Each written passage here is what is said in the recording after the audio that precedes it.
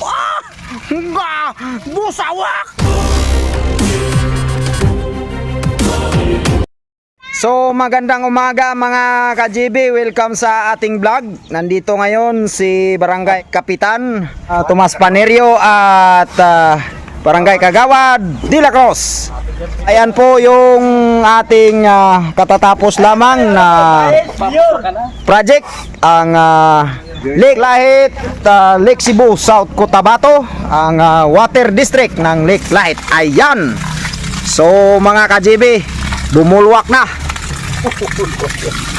So maraming salamat sa tiwala ng ating barangay opisyal ng Lake Lahit.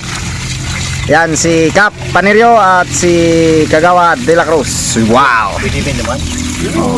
Live tayo sa Purok Everyday. Mga ka-GB, Purok Everyday, Lake Lahit. Gabusawak na. Full na eh. Full na. Yan. Naka-full na yan mga ka-GB. 2 horsepower na 3 inches. So another project ng ating Barangay Council ng Lake Lahit.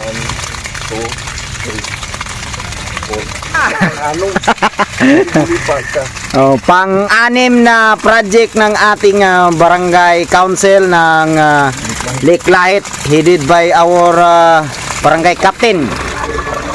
Yan. So masaganang tubig na mga ka-GB.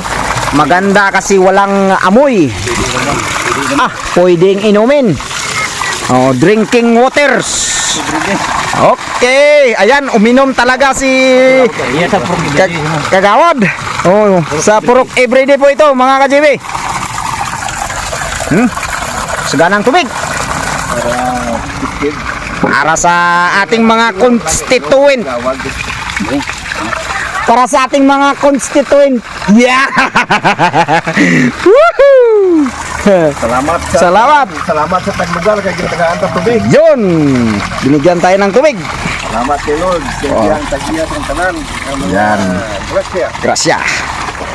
So ito na mga ka-GB, mga taga Lake Cebu.